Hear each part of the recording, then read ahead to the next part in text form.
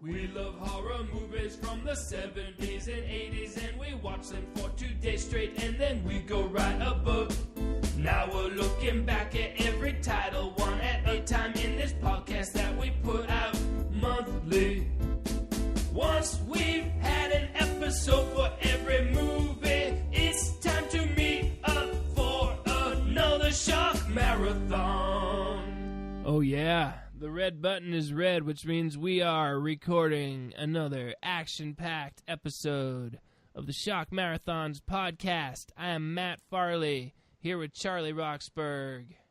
Greetings. Tom Scalzo. Hello. And Ava Scalzo. Hi. And we're bringing you back to 1980, when a little movie called Fade to Black was released.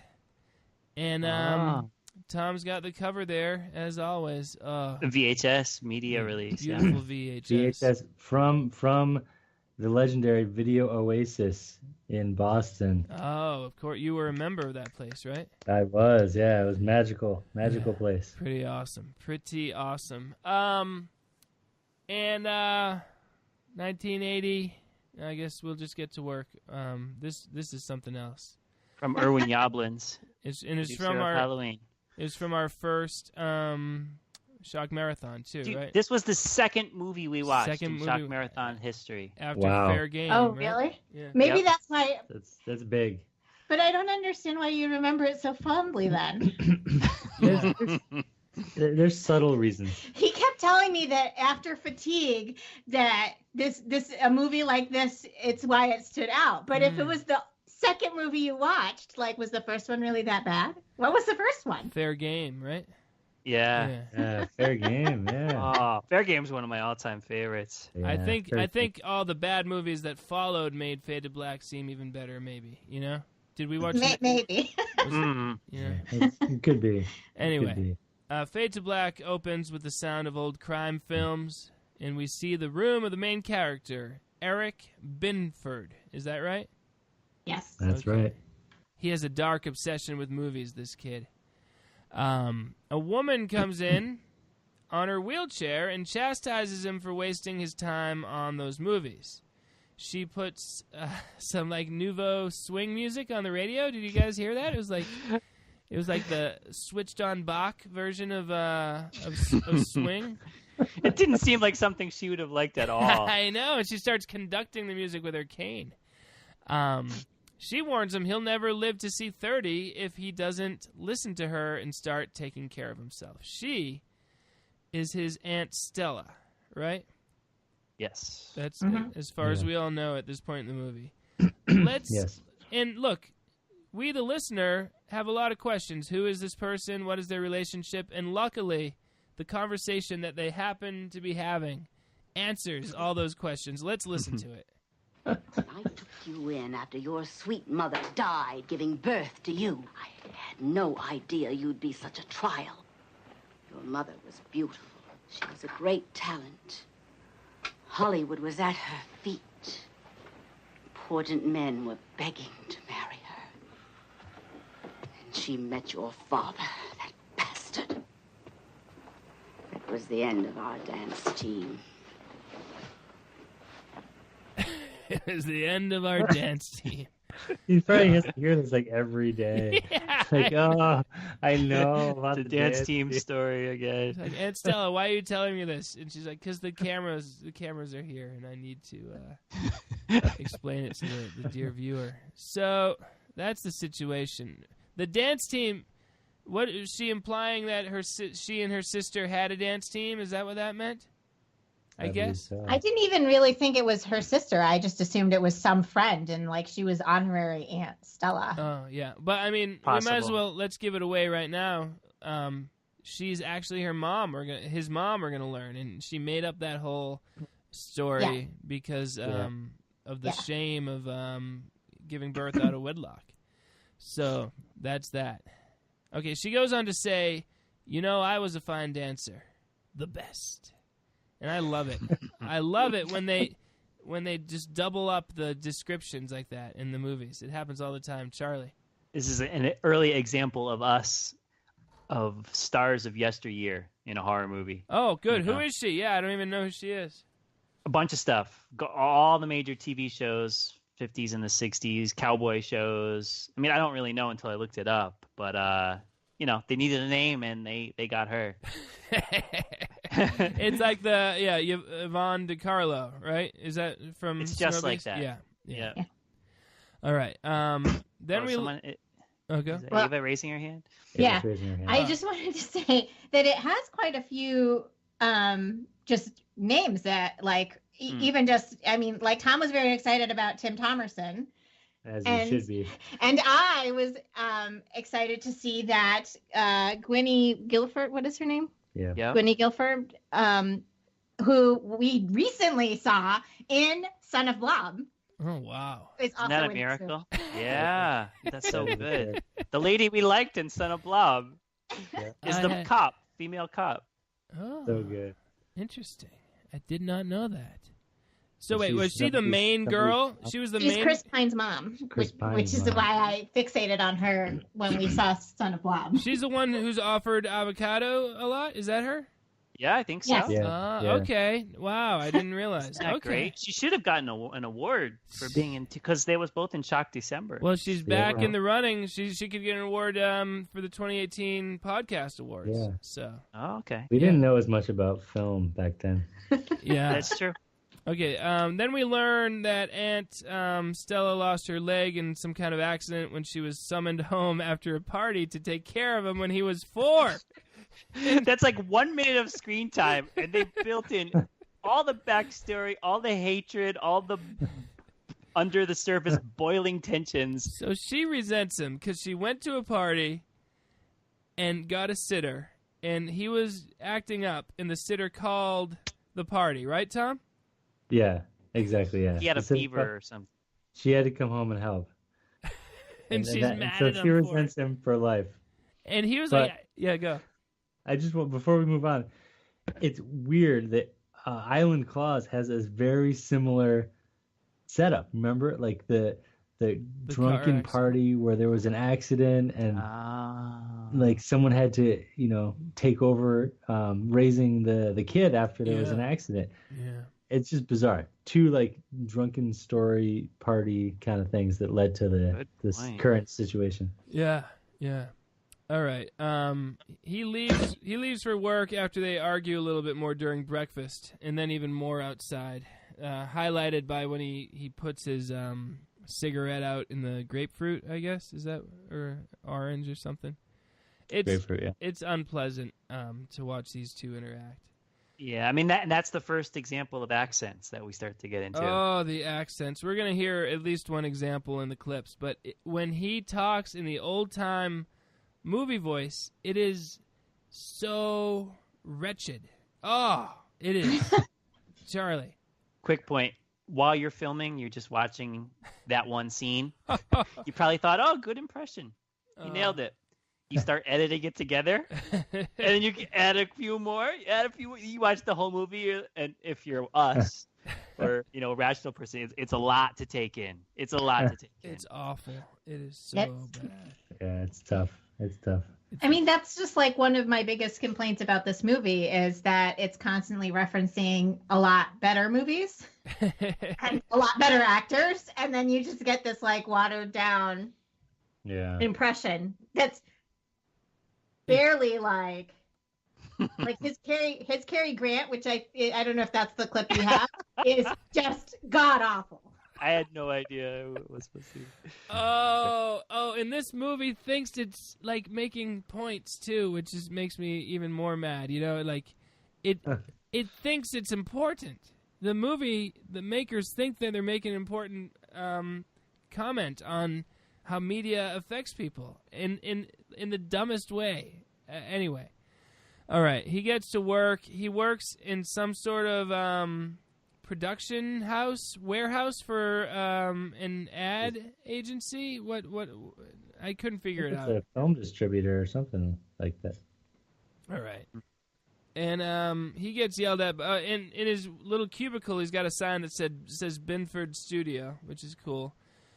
He gets yelled at by his boss, Mr. Berger. Is that his name? Sounds like good that. to me. Sure. Mr. Berger yells at him for being inept. Then Benford confesses that he lost the petty cash, so he needs some money to fill up the Vespa, which does not go over well. Then, okay, this is good though. Now we meet Gallagher, the Captain Gallagher and Dr. Moriarty. Oh yeah, Captain Gallagher. Wait, don't we meet Mickey Rourke before that?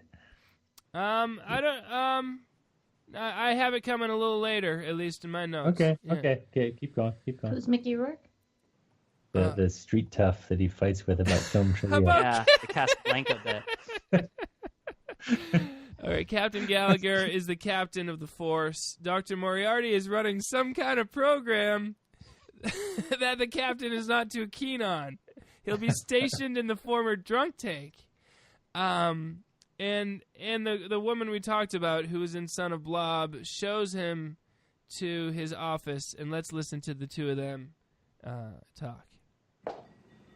Not exactly a place to counsel San Francisco housewives, is it? How'd you know about that? Oh, I know everything about you, Dr. Moriarty. It's all in your file. Oh, anything incriminating? No. The FBI finally closed their political file on you. But your personal file was fascinating. Oh, yeah? What did it say? Well, let's just say that it was definitely interesting enough for me to want to meet you. Now, here you are. In the flesh. Okay, what is he doing? What's he doing there? No idea. Let's hear it, Charlie. There's some kind of an initiative that powers that be are putting in to help rehabilitate youth rather than incarcerate them, and that's his mission in life. Okay, but is it specifically related to how media influences behavior, too? He thinks about that. I think that's just part of his whole thing about rehabilitating people and understanding them rather than locking them up. So he's not just there on the initiative to find out why scary movies cause crime. I don't think it's just that, but he is open to that and wants to anything that could affect people. He wants to understand it, especially the young people, it seems. So he's forced into this police station, and that's why they give him the terrible office. But you get a lot of funny like old school versus new school. Yeah. You know, the cop versus the social worker, and he almost wanted to make more points, not just about violence in television, but also about rehab versus incarceration. I'd much rather watch these people than Benford. Oh Yeah. yeah. Well, they're better actors than Benford. Oh, Benford is just. Jim Thomerson is one of my favorite actors of all time. Is that the Dr. Moriarty? He's from Transfers. You ever see Transfers with Helen Hunt? No. It's magic. Nice. Yeah, well, he does a great job. He's fun. Yeah. All right. So now let's meet Marilyn Monroe. She's a Marilyn Monroe lookalike running on the beach with her friend. Now, at first I thought the friend was the lady cop, but it's not, right? It's a different person. No, yeah, they just look. I had that problem too while I was watching the movie because I kept being like, wait, and then realizing that they were two different people. All right. Good to know. Let's hear them talk while they're going for a run. I gotta get in shape. I'll never be a model with these thighs. Oh, not that again. Listen, I want to be somebody. I want to get treated with a little respect for once. Well, you got a lot of guys. Oh, sure, when their girlfriends are out of town. Well, at least you have an interesting job. Extremely. Handing out roller skates, a fate only worse than death. Everyone back home in Australia would think I was a big flop or something. Oh, look, will you stop worrying about it? Listen, I've had enough. Oh, I'm hungry. Let's pig out. Whee! Oh, so much in that little clip. Also that she's Australian. It's just like this one extra notch of information and crazy. Oh, they're just stuffing in so much information. Oh, wow. Like, we got to learn everything that we need to know about this character in 45 seconds. Go. Yeah. we could make probably a nice edit of 80s horror movie jogging, because you got right? You got some He Knows You're Alone. Yeah. You got, at least off the top of my head, Play Dead. How about got the Pit? Sure. The Pit. Oh, that works perfect because that's two ladies gossiping and jogging. And you'd have one could make quite a lucrative editing practice with little else. You could just put all that stuff together. So true. Imagine. All right. Now Benford makes a bet with Mickey Rourke about whether he can properly answer a question about Casablanca. Rourke is up to it. I think what a world where like there's this like epic battle between guys who hate each other, and it all revolves around their knowledge of movies. It's actually kind of good here. I mean, this works. Yeah. Because it's so darn unique. Yeah. The question is, what is Rick's full name? And Mickey Rourke is not allowed to read the script or watch the movie.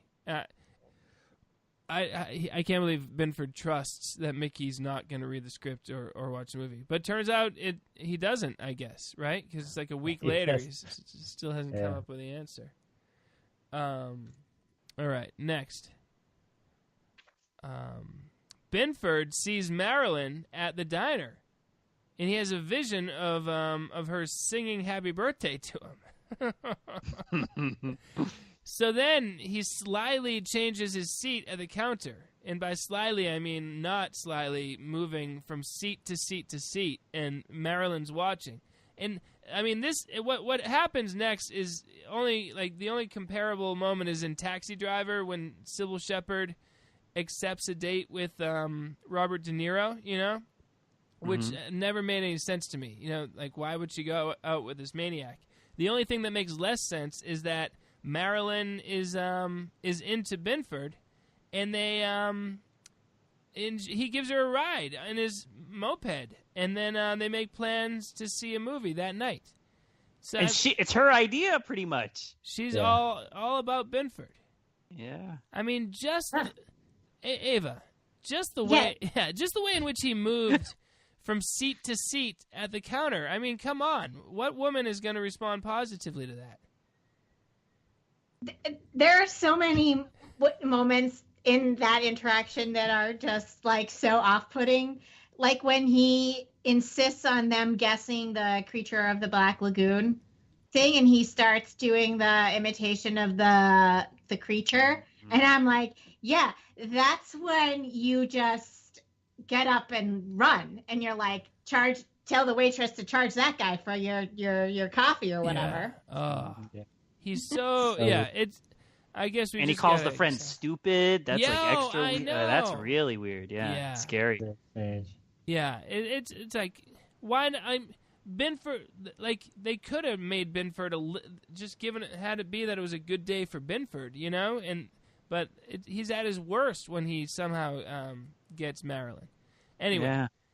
Meanwhile, back to the doctor. Now, okay, the doctor's down in his drunk... Before we move on, what is so befuddling about this movie, right, is he's like totally obsessed with movies. Like he's basically like doesn't he's kind of on the fence between understanding reality versus movies, right? And so you think the theme would be the rest of the world is kind of always against him, and like he's kind of slipping into darkness, kind of. But the fact that she likes him and wants to go on a date, like throws all of that out the window. Like it should have just been another example of society turning their back on him. Totally. But it wasn't. It doesn't make any sense. It's not consistent. I wonder if it was that whole plot line actually is like there are multiple instances in that thread where she is constantly receptive to him, which is so bizarre. Yeah. I wonder if it was a conscious decision to copy Taxi Driver, because I don't know. Did any of you get that Taxi Driver vibe in their relationship or what? I don't know. I've never actually seen Taxi Driver. All right. Probably should. Yeah, it's not that important. Okay. Meanwhile, the doctor's playing harmonica in the drunk tank. Is he also doing cocaine? Yeah, I think so. Okay. Yes. Good. I wasn't sure. So, Tom and I had a whole discussion about that. Okay. Good. Well, because it was just like confusing enough to not quite be sure what was going on. Yeah. And why? Why go down that route? Yeah, why complicate things like that? And I think that with the way the times were then, I think they didn't think it would be so off-putting and sort of serious as we would think it is. I but guess it's, so, yeah. Because he's supposed to be our cool hero. I know, and like the moral center of the film. Yeah. Yeah. And then it's like he's not. I mean, there's that. There's also the fact that he's doing it in a police station, right? And the police woman is witnessing this, and she has zero reaction to it. Yeah. It's very unnecessary and just poorly handled. But next scene, they are in bed together, and let's listen as they have a heavy-handed discussion of how media influences crime. Her neighbors can claim she saw it on TV. That's what I'm talking about. How about the teenager who stabbed his friend 22 times and said it wasn't like on television? The knife only went in a little ways. A couple was shot and killed, causing a two-car collision at the central off-ramp of the Glendale Freeway. It just bugs me. I'm obsessed with the subject, and it freaks me out because we're planting these crazy images inside of these children's heads. Please stay tuned for Stagecoach, starring John Wayne. The 1939. You really use this thing? Directed by John Ford. He's talking about her gun at that point. So they have this good discussion there about the media, and then it ends where he crudely pronounces that he's never effed a cop before. Yeah. But he's such a happy-go-lucky guy there that his charm kind of works. It's sort of funny. But he's a confusing guy, too, because his viewpoint isn't that we should be able to kind of express ourselves and not, like, censor things. It almost seems like he's pro-censorship, which is kind of, it seems weird coming from him. But he's a very uneven character, and we're going to get to some more great moments from him coming up. Before we go too far, I just want to. There's a nice connection between when he's just sitting there playing the harmonica with the Prey. Remember, there's that guy just sitting there playing the banjo. Of course, yeah. Random musical interludes to fill up time. Love it. Yeah, love it. Meanwhile, Benford watches Marilyn at work at the roller skating place, and he has a poster delivered to her, I guess, and she's happy about it, but her coworker thinks it's dumb. Benford gets ready for the date. He does a Cary Grant impression. Sorry, I don't have it lined up to listen to it, Ava. Or you're welcome, Ava. I think it's really, the listeners are the ones who are going to miss out on how horrible it is. Because I don't know that I need to hear it again. He's telling Aunt Stella about the date with his Cary Grant impression. He asks for a small loan from her. She agrees, but only if he comes home right after the movie because she wants her back rubbed tonight. Mixing in a little, it's kind of like that moment in the pit where Jamie's like, do you like washing me? Yeah, there's a few pit moments in this. It's obviously not so good, and he's way more annoying than Jamie. But he's a lot like Jamie. Yeah, you're right. Yeah. Well, it just, like, that bit added, like, a whole other, so, like, at this point, we still don't know that she's his mom. Right. And, like, but it added this whole, like, creepy, like, okay, has he been sexually abused type thing? And maybe that's just, like, maybe a too modern a sensibility right now, because, like, obviously you read the news nowadays and whatever. Yeah. But I was like, is that what we're supposed to take away from that? And then it just gets even more twisted when they add the extra layer of the fact that she's his mom and never told him. And then, like, I think one of the things that I struggled with this movie is just, like, the way that they sort of, like, try to make Benford a sympathetic character, but then, like, it like constantly fails, right? Like, yeah. Like you're like, I just really don't like this guy. Yeah. And yet they try to, like, like, you're like, oh, his life is so horrible and his life is so horrible because, and yet, like, it just doesn't quite work. Yeah. No, it doesn't work at all. And I wish they hadn't. I wish they just made him bad, frankly. I know, yeah. It would have been more fun if he was just bad rather than this sort of, pathetic character, All right, Marilyn. Oh, no, Marilyn's forgotten about the date. She's out with some other guy. Benford's at the movie theater. He sees a couple blondes, but they're not Marilyn. He's devastated. She finally remembers and leaves the guy she was at the bar with because she likes Benford. She's just absent-minded, but they miss each other. This is heartbreaking. Benford... It's so confusing. And this is what makes this whole, he's so pathetic thing not work. Because, the fact that they, have, this misconnection... Yeah. She actually went to the date, even though it was hours later. And yes, of course he wasn't there. But if it had been a normal horror movie, she would have never shown up. And that, because she would have been laughing with her girlfriends and be like, he thought I was going to show up, that stupid guy. Yeah. Exactly, Marilyn's a confusing character too. It's just a lot of half-baked, ideas throughout this whole movie. So then Benford offers a prostitute $10, and she says $10 only get him cat food. So he goes home and watches a movie. What else is he going to do? Aunt Stella, though, is furious. She gets into his room and lectures him. Let's hear what she says. Either you go to work, you eat, or you can find yourself another place to live. All right, that's what she says. Historic moment. We got to hear that again. There's no build up there. Listen to the options that she gave the poor kid. This is beautiful, folks.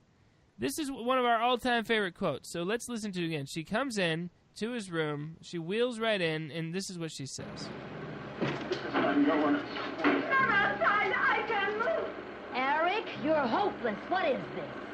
You can't stay in here forever. This isn't a charity ward. Either you go to work, you eat, or you can find yourself another place to live. I choose eat. Yeah, everyone's going to choose eat. Just go for eat. He could even just keep having the colas and, some candy. It's so great.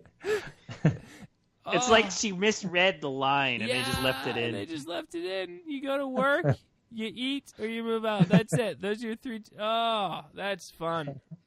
That lived up to all years of glorifying it. It's still a good line. Yep. She knocks over. There's a lot of moments. I'm sorry, it just dawned on me again. It's another example of a thing in this movie that just makes you want to pause the VCR and wait. What does that mean? Just kind of like the cat food line. What is it? She's kind of, the lady is saying, you have $10 for cat food? Just you're pathetic. That's all you do is have some money in your pocket for cats. Yeah, does she sell cat food in addition to herself? But that's not really a comeback that Earthlings say. Right, yeah. and earlier, Mickey Rourke was saying $50 was a ton of money. Yeah. So $10 is not insignificant either. Right. Yeah, it doesn't make sense. Yeah, you can get way more than cat food for $10 in 1980. Yeah. All right, the old lady knocks over the movie projector. Benford's mad. She continues to yell at him. He remembers a scene from a movie. Poor Benford. It's not his fault. His brain's been warped by movies. He remembers a scene of a woman being pushed down the stairs in a wheelchair. And so what does he do? He reenacts that moment, killing his Aunt Stella, who's actually his mom. This is the moment. He has snapped. He maniacally rattles off the cast of the movie that I presume that scene is from. Mm-hmm. Just so annoying. Your knowledge of movies annoys me, Benford. He's so proud of it. But not only is he proud of it, everyone who made the movie is proud of it because it's made by... It feels like the same type of people who made Trick or Treats. They're Hollywood people, and they feel like they have this in-joke that they're so proud of, and it really bugs me. There's much... This is better than Trick or Treats, but it has almost as little heart as that movie did, I think. Anyway. Yeah.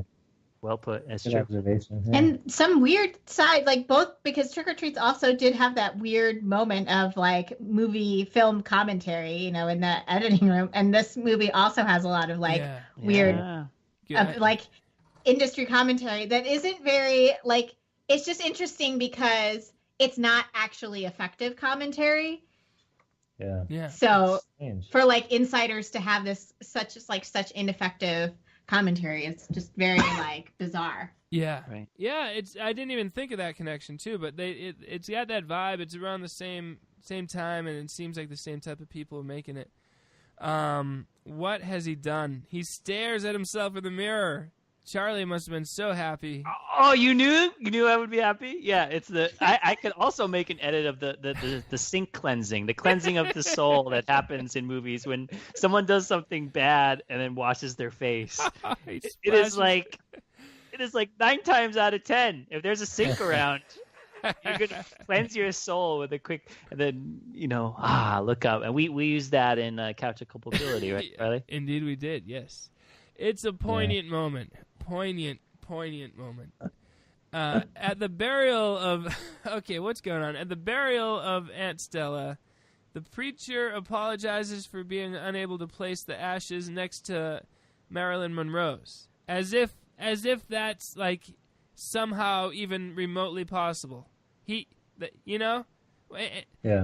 When the preacher... Why would you ask him? Yeah.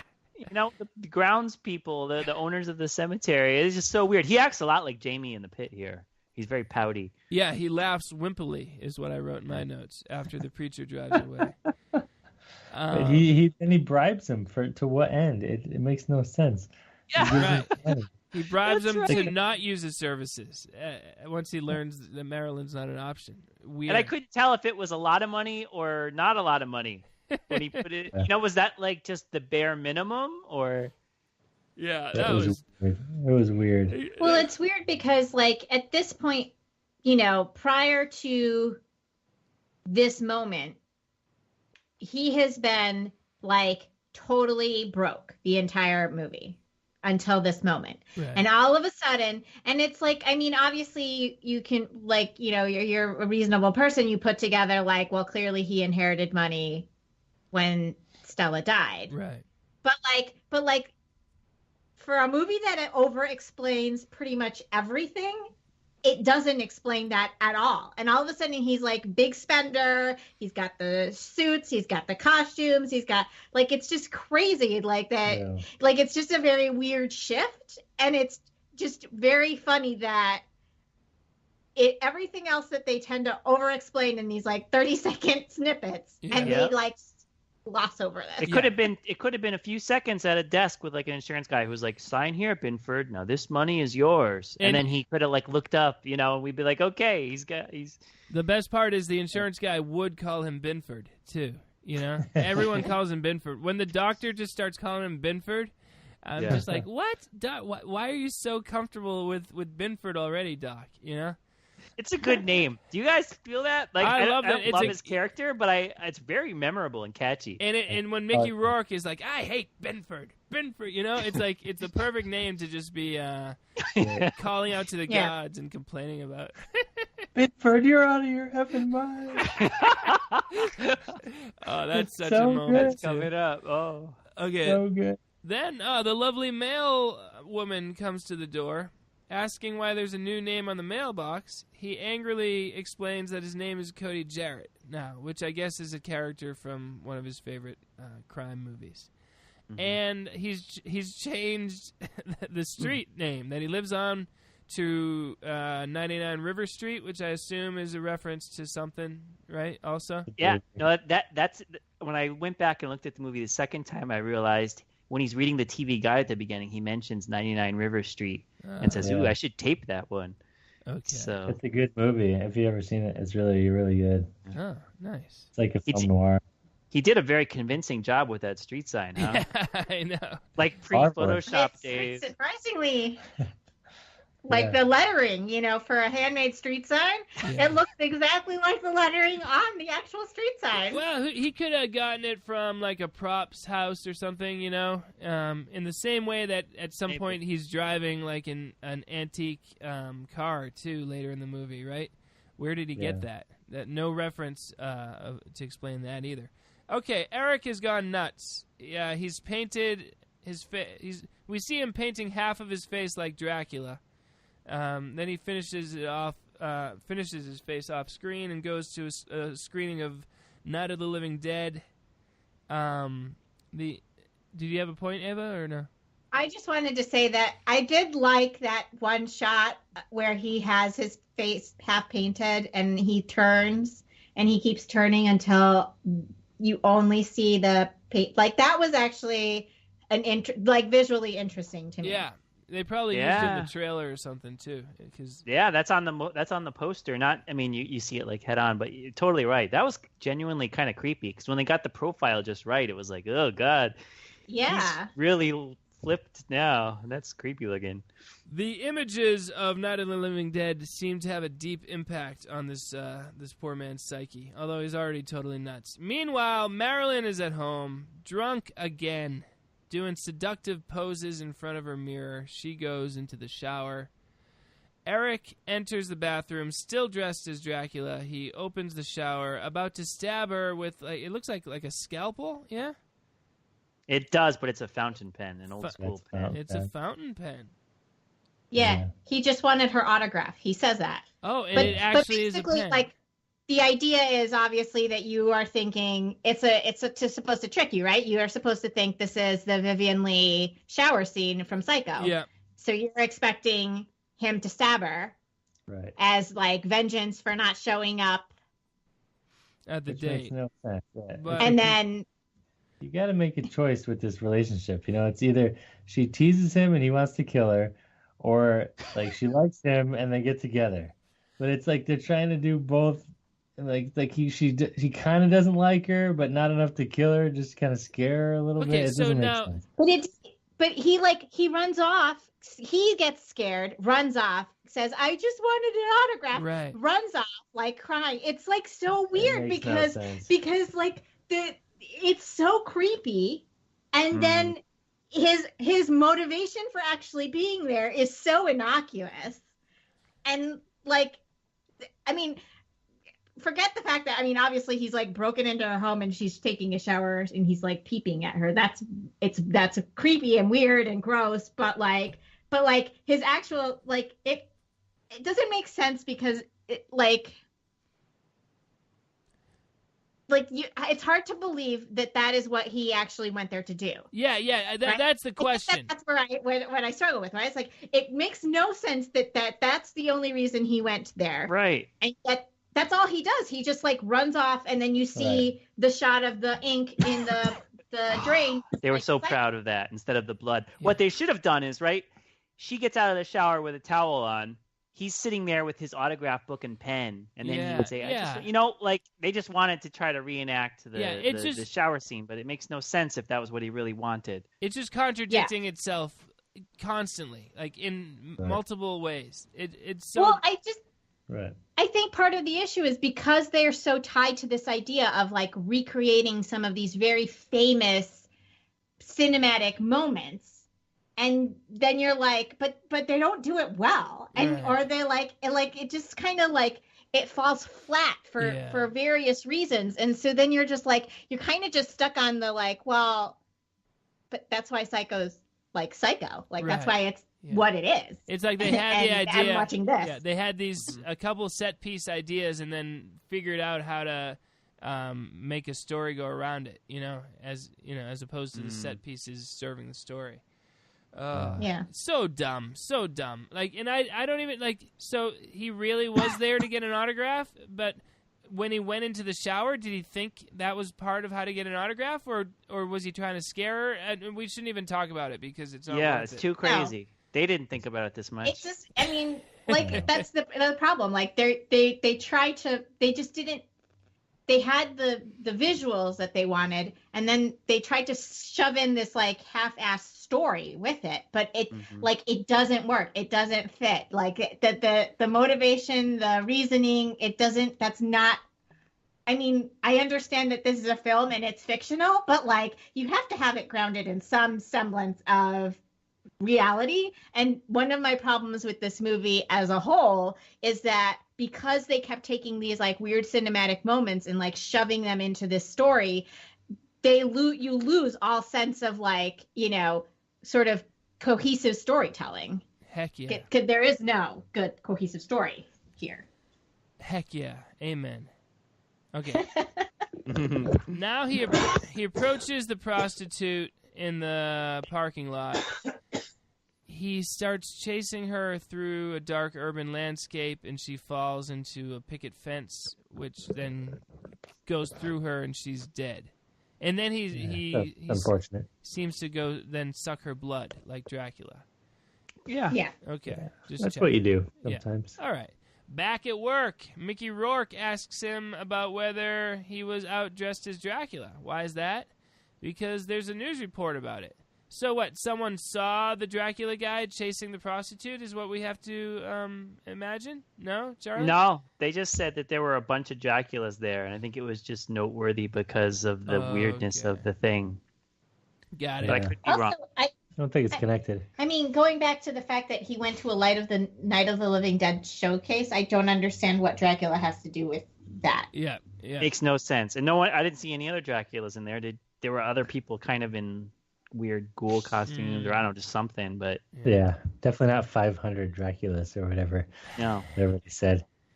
So later, Benford wants his money for the Casablanca bet, but Mickey refuses to pay. All right, this is a good moment. That night, Mickey and his buddy are playing carnival games, looking for ladies, you know, which is just so. It's so of an era that never existed. I think, you know, just these two tough guys winning together, just the two of them winning stuffed dolls and hoping that's how they're going to get some girls. Oh, I love it. Stealing stuffed dolls, too. Oh, were they? Too. He stole one of them. And when the girls love it. And Rourke can't just can't help himself but be like, I hate that Benford guy. That Benford guy just bugs me. He's just it makes me so mad. I love that. They round a corner into this dark, foggy area where they see Hopalong Cassidy, which is obviously Benford dressed up as Hopalong Cassidy. Rourke, the great movie guy, he can identify the character immediately. Make your move, hombre, Hopalong says before slipping him a gun. Mickey shoots the unloaded gun, and then Hopalong shoots a live bullet at him. How does it feel now, Richie? Benford says in his own voice, which Rourke recognizes just moments before the fatal shots are fired. And Benford has again done an impersonation. None of the impersonations are good. They're all bad. Every impersonation is bad. All bad. So farewell, Mickey Rourke. He's dead. Next, we're going to listen to Benford. Oh, and Mickey Rourke's friend discuss the case while they're leaving the police station. This is fun stuff. Let's listen to these two guys. So this is the friend of Mickey Rourke who also works there, right? He works at the same place. And he was there that night. He just ran away when Mickey got shot. You think the cops suspect me of killing Richie, even though I was his best friend? Cops are paid to suspect everybody and catch no one. Gallagher's just another flatfoot. What about that Moriarty character in his test? It's just a bunch of stupid questions. They even had Mr. Berger in here last night. And he's a nervous wreck, and he's got to go in the hospital next week for his operation. What operation? Bypass operation. His heart's worse, man. I didn't think he had one. How are they going to find Richie's killer? Bart. If you can't identify him, who can? See ya. Oh, that's some good stuff. Again, just getting a lot. It's like it's on fast forward. Yeah, all this information that they can just. It's like in The Room when the scene where Tommy, you're my favorite customer. You know.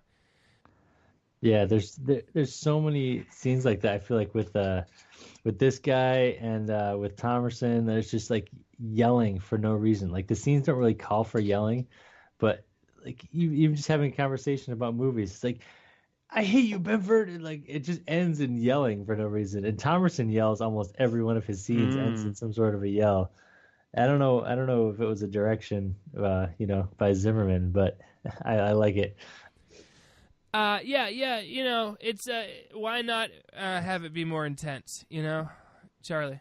And the way things don't really track, just real quick. Here, I don't buy that these two guys would be chatting about this stuff either. Yeah. They would walk out the station, Benford, you idiot, go the other way, and not talk to it. Here, it's like they were friends, and they hate each other. Yeah. And Benford's confidence level is seen nowhere else in the movie, really, other than right there. Naturally chatting. Even how they're talking about the doctor and stuff, like by their name, as like they. On this casual basis, I assume they've been in there for like an hour, and that's it. Right. But we've already seen Benford in his house talk to the mail lady. I'm Cody Jarrett, and at that point, it's like he's completely flipped. He would never call himself Benford again. Be able to handle questions, make small talk. Yeah, but now all of a sudden I think that's the whole movie, though, right? It should have been half hour, 45 minutes of him being tormented, and then he snaps. Adopts personas and kills all the people that wronged him. But it's like 5 minutes of like someone bothering him and then some reaction, and then 5 more minutes of someone bothering him and reaction. It's so all over the place. Well, I think that was I said to Tom last night after we watched it, was that one of my problems was the sort of the ebbs and flows of the movie, right? Where like because they didn't actually have like a cohesive like plot line, and you don't have like the traditional story arc where like there's like a moment where everything peaks. Instead it's like nothing really happens. Okay, now I'm gonna kill someone, and then nothing really happens, and then, okay, now we're gonna kill someone again. And so like it's like the intensity levels in the movie are all over the place, just like the intensity levels of the conversation, right? Because like the people randomly yell, and then they talk like normal, and then it's just like I don't even know who. Like it's just funny to watch because you're just like it's so hard to track. Like how are you supposed to actually be feeling about these characters, because it's like whoever was directing the movie didn't actually know. No, it's a mess. Yeah. All right, let's listen. Dr. Moriarty, probably my favorite character. Let's listen to him down in the drunk tank get confronted by the captain, Gallagher. That Benford kid was a little strange. Yeah, he seemed harmless enough. Moriarty? What the hell are you trying to pull? We questioned all those CFS employees very carefully. Normal police procedure. Now, who the hell gave you the authority to test them? I cooked up this questionnaire to help flush out a suspect. Flush? That's exactly the right word for the way I'm feeling about your actions. For your information, this is the only real fucking piece of evidence that we have. I don't agree. Captain Gallagher, Moriarty's really got something here. 3 of them tilted red. Eric Benford, Maria Valdez, Herman Brent. Maria Valdez, the broad in the shipping department, is a killer? Oh, that's terrific. Thank you very much, Sherlock. Also, the newspapers think there is a link between the Dracula murder and this cowboy caper. One of the victims was a stock boy in an advertising firm. The other's a hooker. Now, where's the connection? It's obvious. We've got to stop this killer from further acting out his fantasy. Where the hell did you join the police force? Just trying to help out, Captain. Now, listen. I don't need any of your psycho tests to help me find a killer. And just in case you didn't notice, nobody's asking for your help. So knock it off. Captain, I know the human mind, especially the sick ones. Well, fuck the mind, okay? Keep your nose out of police business. Whew, that's heavy stuff. Sorry for the bad words, but that's what it's like in the police station.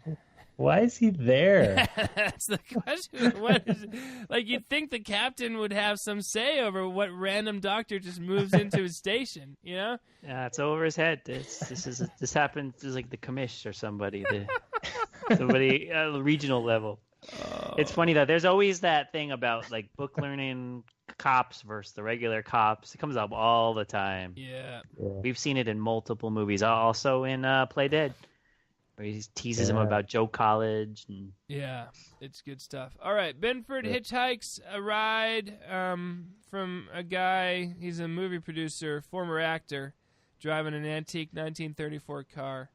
Benford recognizes the guy as the producer of The Big Ripoff. He pitches him on a movie idea called Alabama and the 40 Thieves. He wants it shot in black and white and to be directed by our good friend, Peter Bogdanovich. Of course. He drops him off with a promise to get him a seat at the next screening. What a great moment for Benford.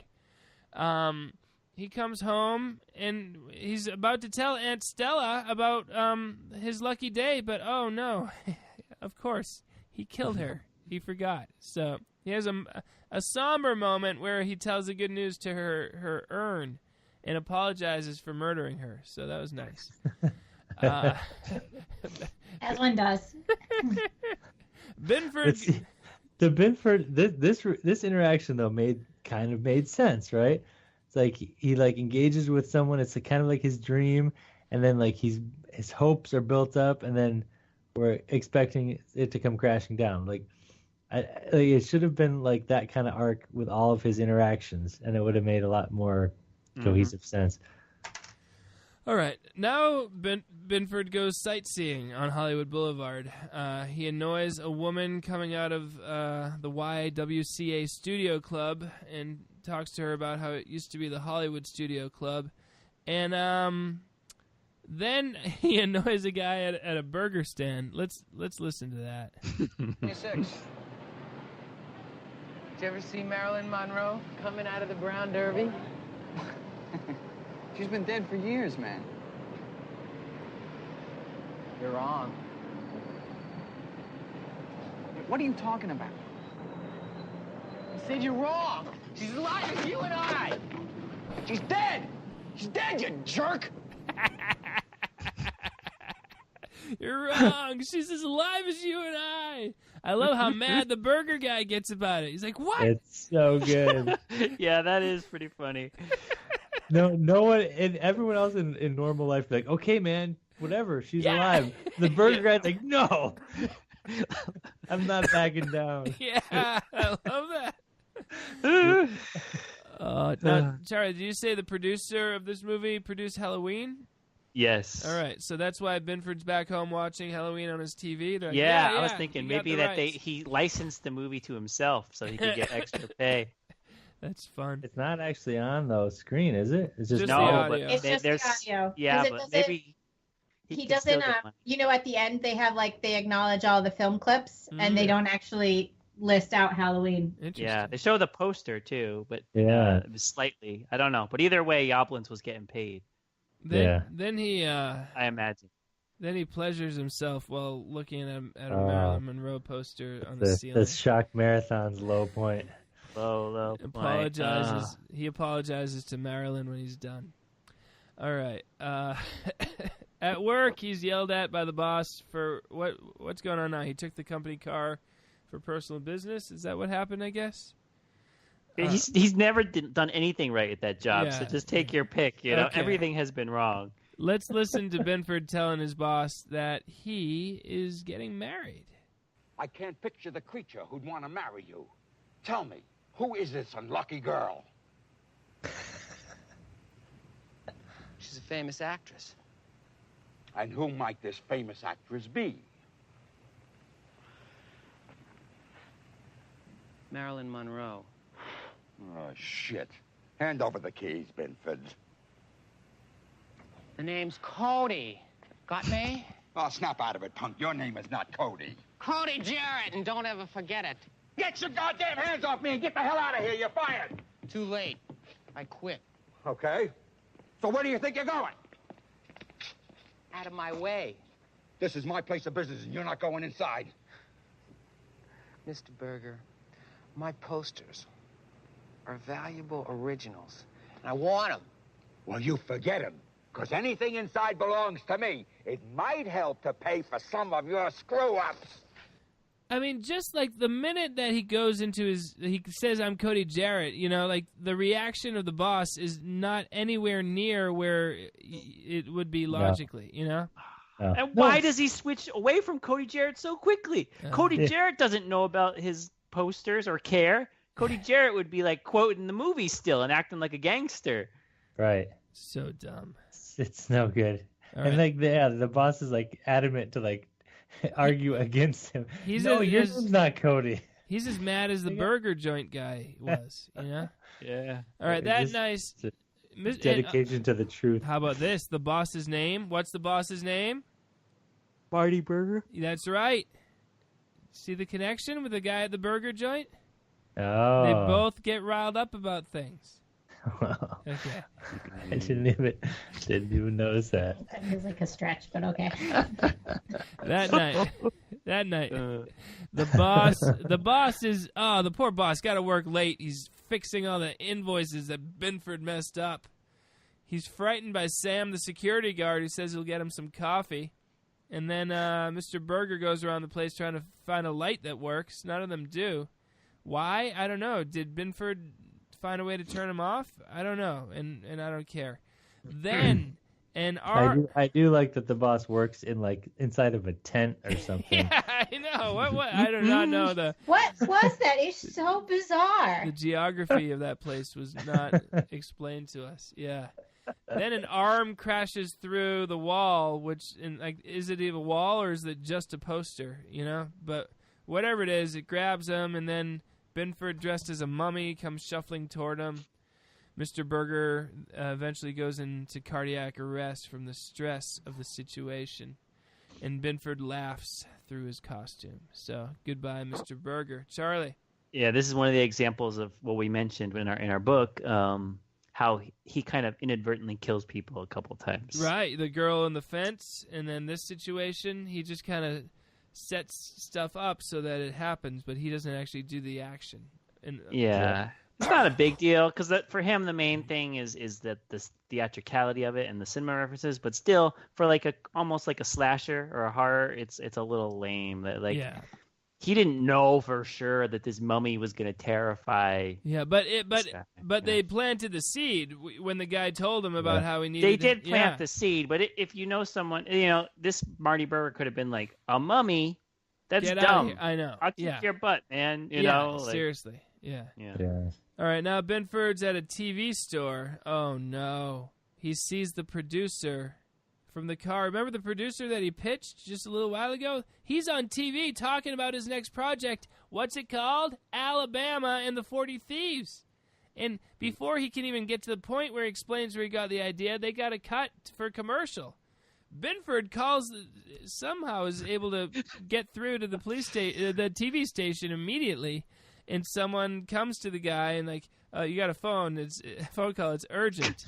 And, live studio recording going on. The red phone. The producer pretends that he never met Benford. Oh, that's tough. That's real tough. Okay, Benford goes. Okay, Benford just has access to go to the studio where the producer is celebrating his birthday. This is where he's driving some sort of weird antique car that I don't know where he got that, but we'll just assume it happened off camera or whatever. He also he somehow has an old fashioned is that like a Tommy gun? Mm-hmm. Yeah. So he has that, an operational Tommy gun. It's not a prop; it works. He walks into the office party. Happy birthday, sucker, he says. The producer thinks it's a real-life birthday card. But then the shooting begins. Everyone disperses, but the producer, Benford, toys with him for a few moments before shooting him dead. Benford then tells a bird in a cage to come to the club sometime because he wants to hear it sing, and he might have some opportunities for it. Am I correct? Is that what happened? That's what happened. Yeah. Oh, that's awful. Up until that point, that was one of his least annoying impressions, I thought, because it was kind of accurate, like gangster kind of guy. His voice was kind of good. The scene wasn't that bad. Then talking to the bird, though. Yeah. Mm-hmm. My big problem with that scene is that there are at least 10 other people in this room where the movie producer is. Right. And they all go running out. Yeah.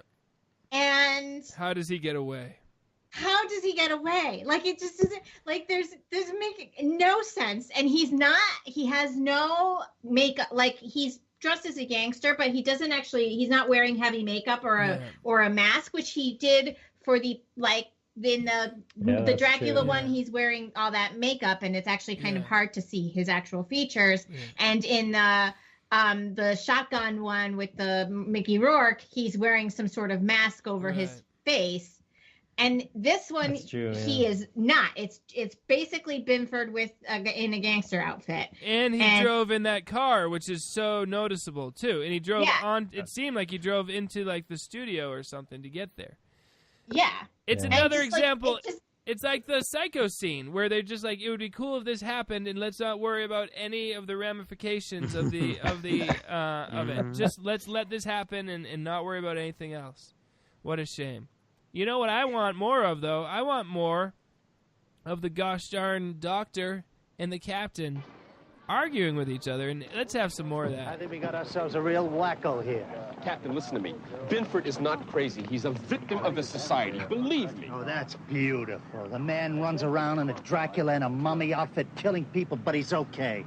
Oh, jeez. Captain Gallagher, most of his stuff's been moved out, but we found these pictures and this. May I see those, please? What for? It's police business. All film-related, yes? Right. And why don't you bag these? I'll take a look at them later. Yeah, okay. All right, let's wrap it up here. Captain Gallagher. Okay. Much more fun to listen to these people. Okay, how did we get to this point? Like, why is Benford a suspect now? Like, how do they just know it's him now? Because of nothing? All right. They had identified the 3 potential suspects earlier, and then there was that scene where they went to his apartment, and they were starting to ask him questions.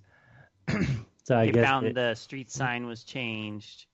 Yeah, it's closing the net. But like, I mean, it doesn't really fly. And then the other thing that really doesn't fly is the whole Moriarty's whole argument about like, oh, it's society that's made Benford crazy, when like, no, it's not watching movies that has actually made Benford crazy. Like, Benford is crazy.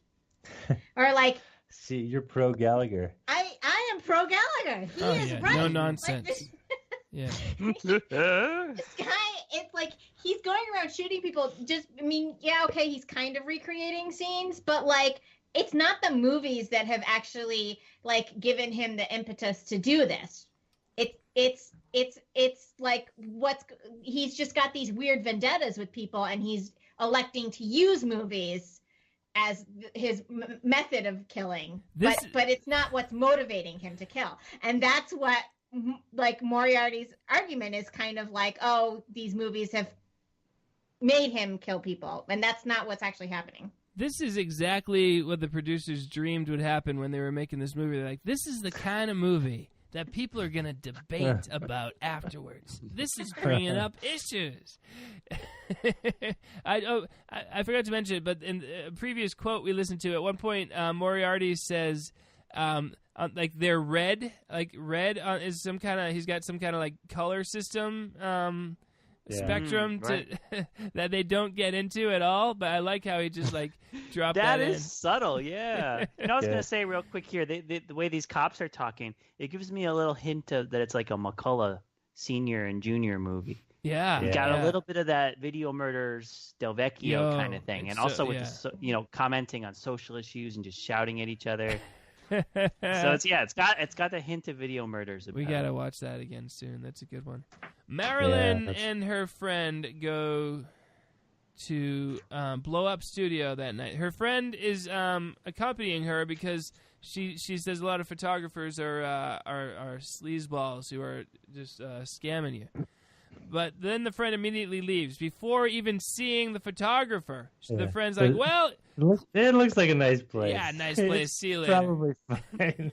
that whole bit, like, I don't even understand why we had to endure them arguing, right? Because, like, what an ineffective friend that is. So Right. There's dumb. so many things like that. They go like 75% of the way, and then they just stop trying. So weird. Yeah, half baked.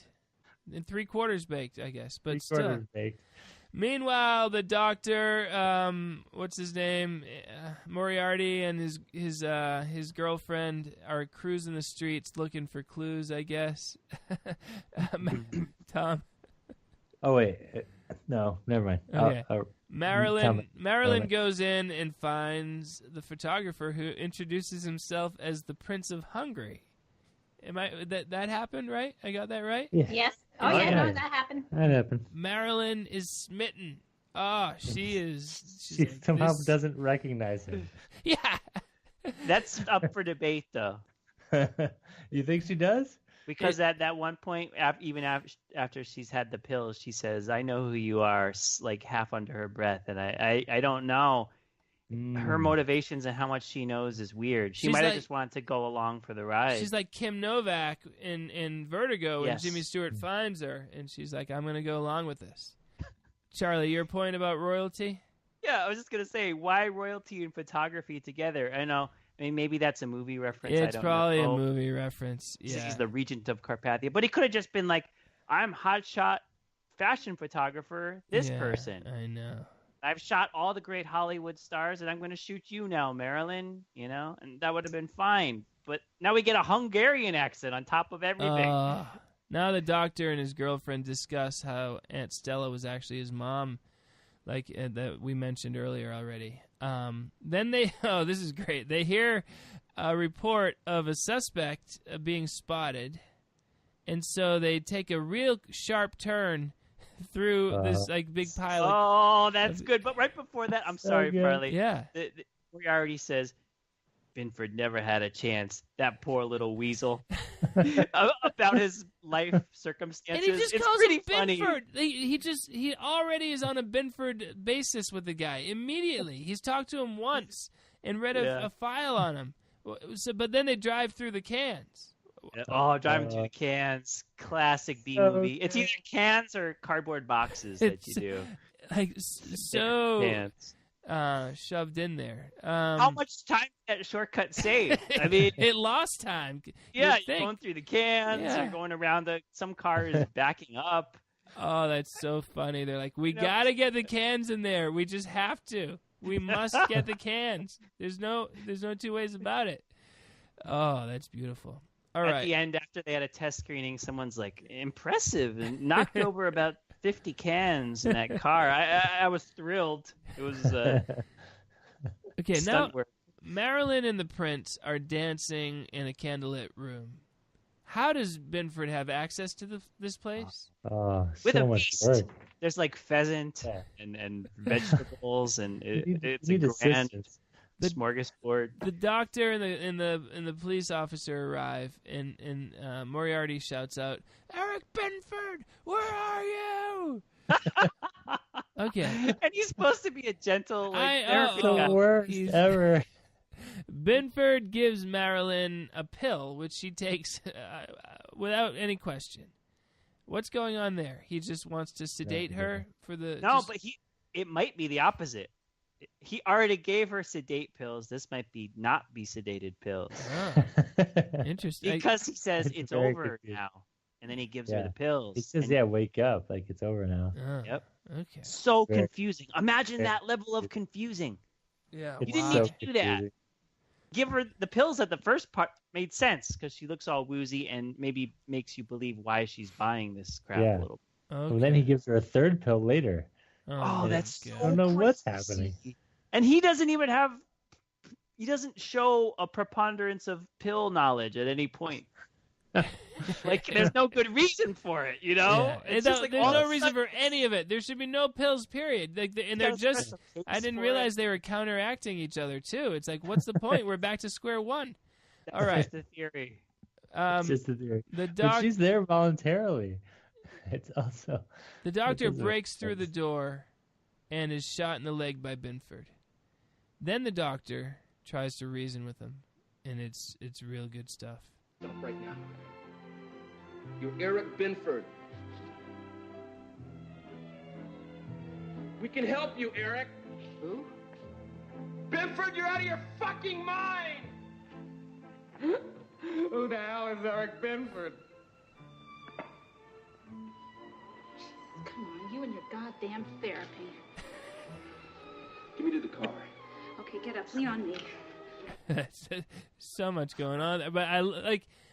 What an inconsistent character! Like who is he? You know, is he the understanding guy or is he the you're out of your effing mind guy? And again, they just didn't know.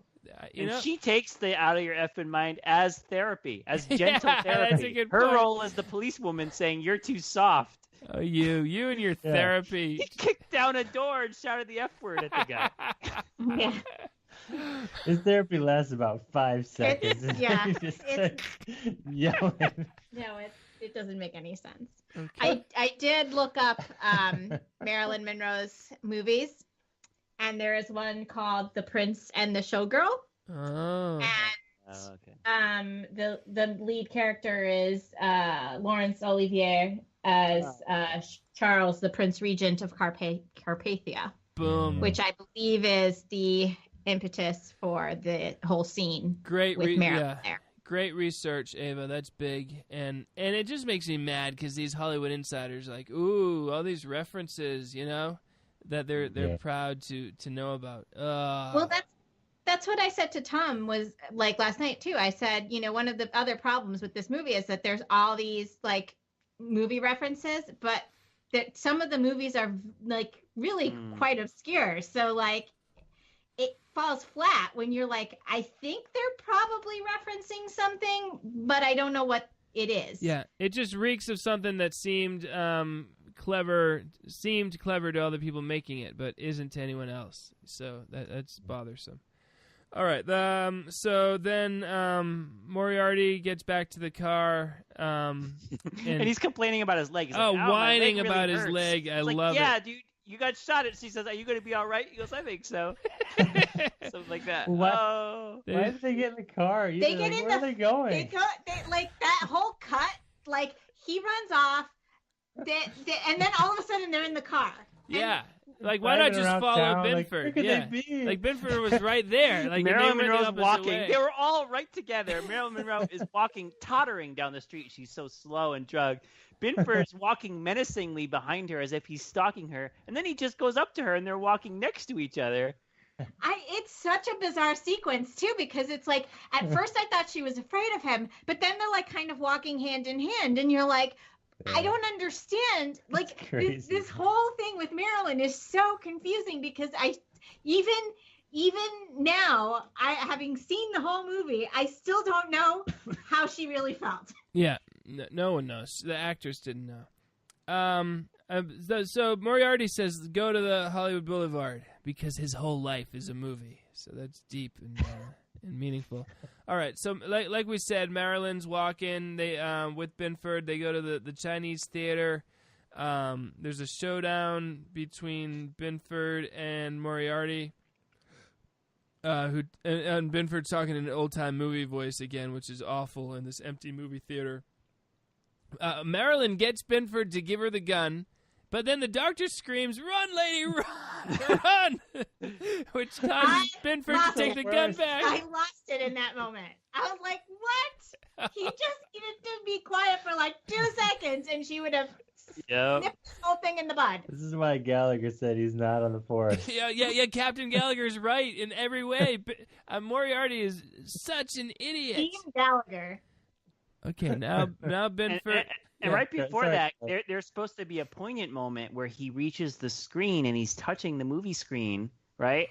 And it's as if he realized that movies aren't the whole world and maybe his life has been a sham. It's 5 seconds of screen time, but it's almost like maybe it's the thesis for the entire film, and then they're off it. So remember that he's touching the screen, and they're trying to like have it be meaningful, but then they're off it. It's gosh darn poignant. I'll tell you that much.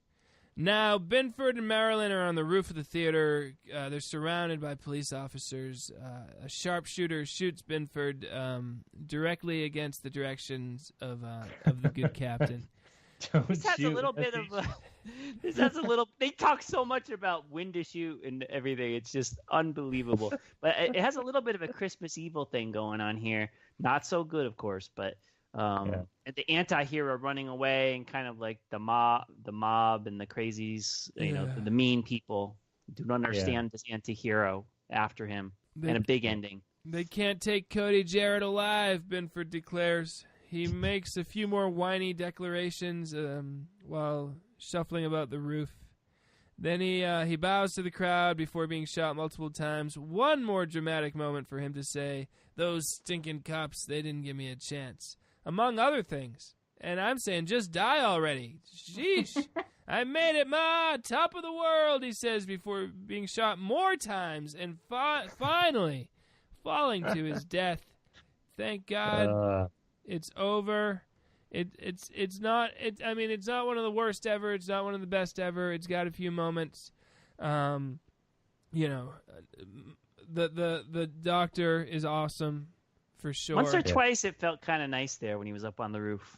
Despite everything, despite how bad this stuff's plotted and everything, once or twice when he was up there, at least for me, I thought, wow, this is a little bit of a big ending, and it's not the worst thing in the world. I hated every second of the roof part. I was like, just shoot him before he gets there. Yeah, I know. That's why Sorry. I'm good to defend it.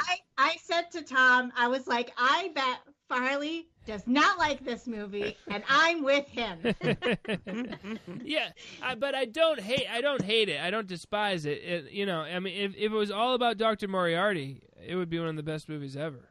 I thought that, my opinion was that my problem with this movie is that so much of it is just boring. Yeah. I'm like, this is so boring.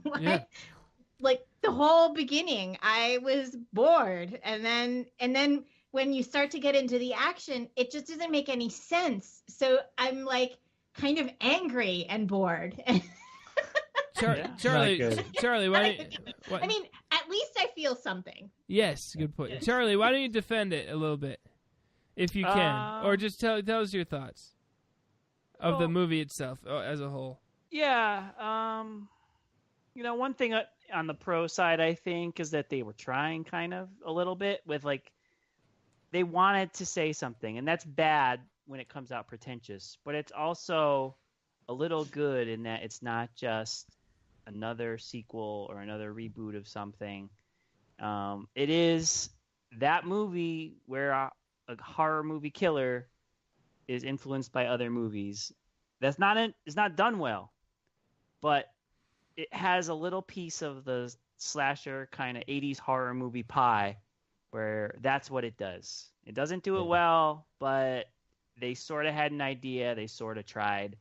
It doesn't come together. I think Benford being so whiny and kind of annoying really hurts. The accents, I've been on record many times of saying don't have accents in your movie, like don't have impressions in your movie. Right.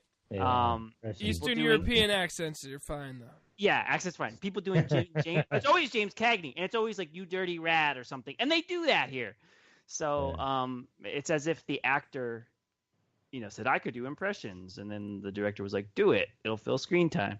But it's an okay budget level for watching sound and picture wise to not hurt our eyes during a long marathon. It looked better than the VHS that I remember. But it makes you feel a little angry, like Ava said. So I don't really want to watch it a lot. Once every 15 years is plenty. Yeah, it's got the sleazy feel, like that, just like dirty feel of Trick or Treats to me. I don't know. It just feels like it didn't have a lot of heart. They tried a little more. I think probably it's better than Trick or Treats. Yeah, they probably thought that Dennis Christopher, who had been in Breaking Away and was kind of, I think, looked up to actor at that time, they probably thought, hey, people are going to take notice of this guy. This is going to be like De Niro. This is Benford? Yeah, I'm just playing advocate for Satan here, but I think that people thought like, hey, he's going to play all these impressions. He's going to be an anti-hero, and maybe we're onto something. It doesn't pan out. It's very annoying. That's embarrassing. Like the lofty, the attempt at loftiness versus where it landed. That's embarrassing. Because I feel like I watched like a news report from the 1980s that treated this movie like it was something worthy of reporting on, which is crazy. Yeah, I think that is true. Yeah. And Tom, any other thoughts? No, I mean, I like the look of it, and I like that it's more expansive than say, like Trick or Treats is very confined. Like, at least you get some different settings. I was going to say, at least there's different. Obviously, they had a set budget, as opposed to Trick or Treats, which takes place in that house, right? Yeah. And the sound stage.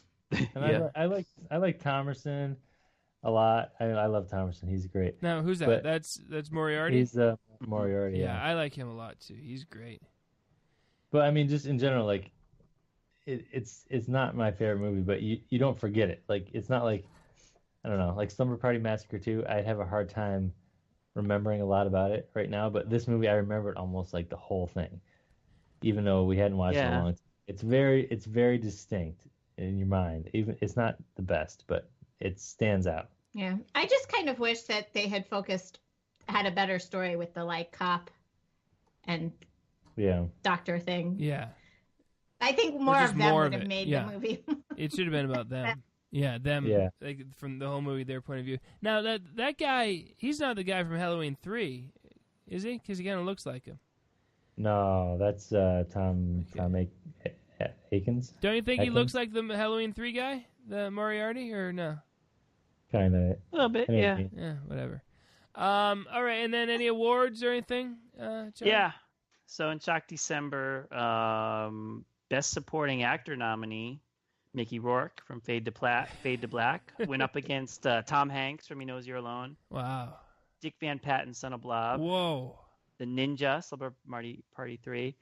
The Gang Member, Sleepaway Camp 3. And Chester from Son of Blob. Wow. The winner was Sleepaway Camp, Gang Member. Wow. Best Supporting Actress, Marilyn Monroe was nominated. Wow. But she lost to Antlers Girl. No, she won.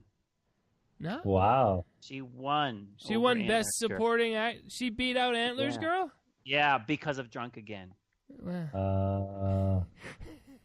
She was actually a character. The Antlers Girl was only in it for 15 seconds. Yeah, that's never stopped us before. Yeah. But we just like to say, we liked how she said Drunk Again, and then we were quoting it a bit. Yeah. That's it for this movie. It didn't make a big impression because it wasn't nominated for Best Picture. Yeah. And, but I mean, that being said, it is memorable in my mind, like Tom said. Just the image of Benford, the character of Benford, and the name of Benford. Yeah. And we just got to say it one more time. You have to go to work, eat, or move out. That is so great. Oh, love it. What a great... best options. You're not going to get a better deal than that. Poor Tom. Twice today I texted that line to Tom, thinking I was so clever both times. And he's just like, oh, God. So, and with that, for Ava, Tom, and Charlie, I am Matt saying, we'll see you next month, February. Ooh, romantic comedy? Could it be? Valentine, if they made Valentine 2, they didn't, though. We'll find out what we cover next month. Who knows? Who knows what it might be?